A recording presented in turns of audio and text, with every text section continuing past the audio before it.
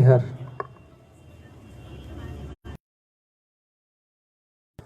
आज आप जितने लोग भी बैठे हुए हैं, जो भी घटना घटी है उसके बाद भी आप लोग यहाँ हैं, बाकी सभी शायद उलझनों में फंसे हुए हैं।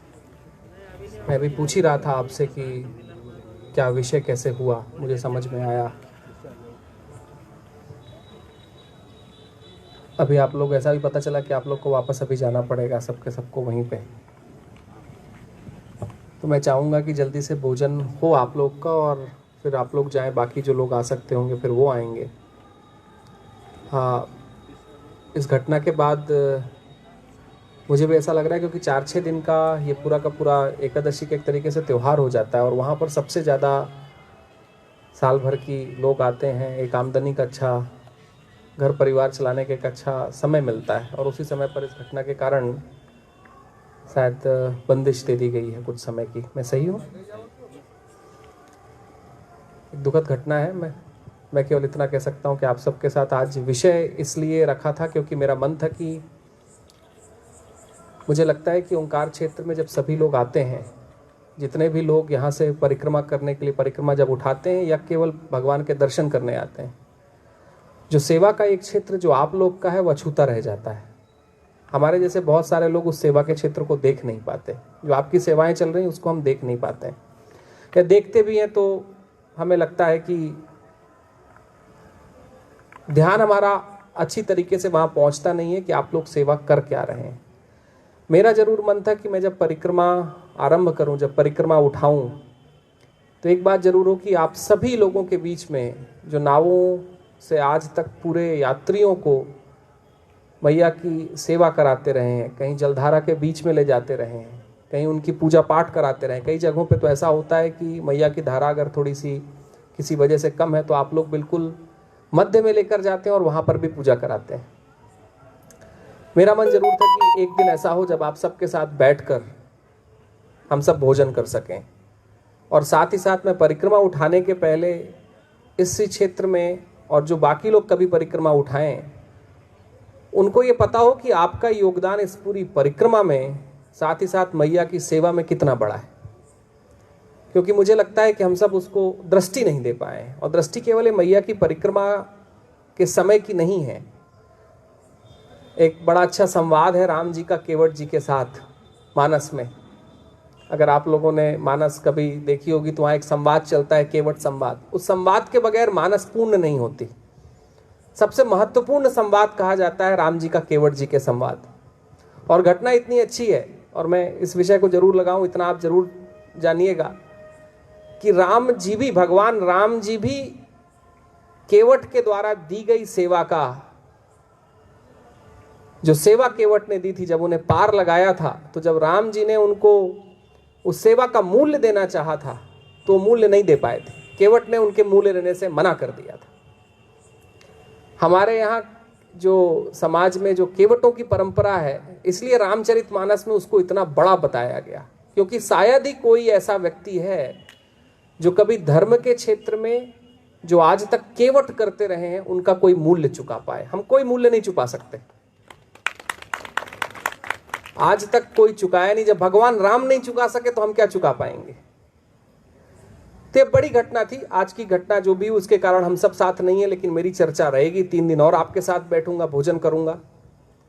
एक बात जरूर कहनी थी कि केवल बड़ा आवश्यक है हम सब लोगों का जो परिक्रमा यहां से आरंभ करते हैं, उठाते हैं, और साथ ही साथ जो अलग अलग जगहों से उठाते हैं, जो मैया की सेवा करने के लिए आते हैं, कि हम सब जब मैया की सेवा में उतरें, जब उसकी प्रार्थना और पूजा करें, तो साथ ही साथ हम केवटों के द्वारा दिए गए आज तक के, ये आज जो घटना हुई है वहां पर भी मूल्य आपको चुकाना पड़ रहा है। दुख तकलीफ घर को आपको होगी, शायद हम तो अनजाने में निकल जाएंगे, लेकिन अगले 7 दिनों तक जो आपकी दैवचर्या है, जिससे कहीं आपका घर परिवार चलता है, शायद उसमें एक बड़ी रुकावट आ गई। हम सब शायद कभी इसको देख नहीं पाते।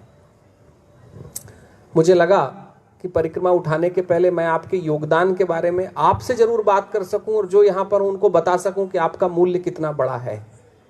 और ये मूल्य केवल मैया की परिक्रमा तक सीमित नहीं है।